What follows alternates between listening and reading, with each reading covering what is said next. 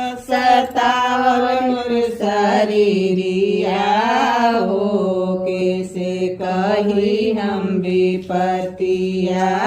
दुख के सतावन शरीरिया हो, कैसे कही हम विपतिया ब्रह्मा से नहीं कहबै विष्णु से नहीं कहबै ब्रह्मा से नहीं कहबै विष्णु से नहीं शिव जी से कहबी है बतिया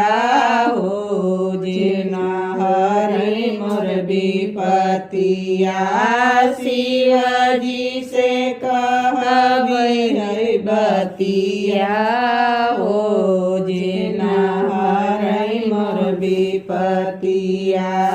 दुख का सतावल मोर शरीरिया हो, कैसे कही हम विपतिया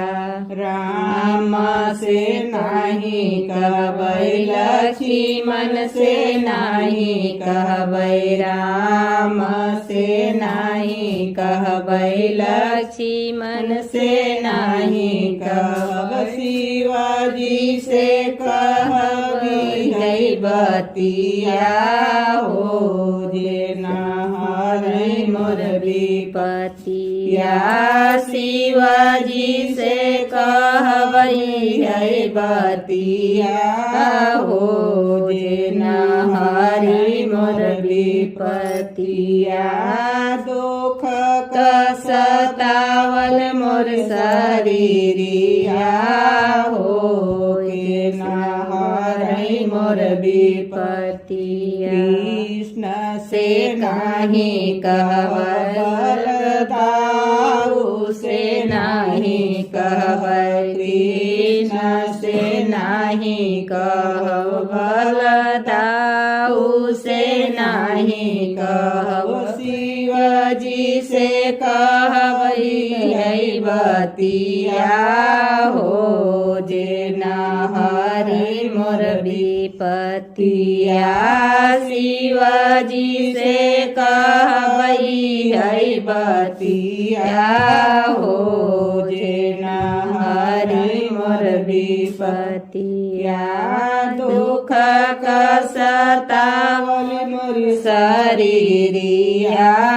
हो, केना हरि मोर विपतिया गणेश जी से नहीं कहबै कार्तिक से नहीं कहबै गणेश जी से नहीं कहब कार्तिक से नहीं कहब शिवजी से कहबै है बतिया हो, जेना हरि मोर विपतिया शिवजी से कहबै है बतिया हो, जेना हरि मोर विपतिया पहिले में दया मांगै दूसरे में चर्चा पहिले में दया मांगब दूसरे में चर्चा तीसरे में नमः शिवाय का जपावा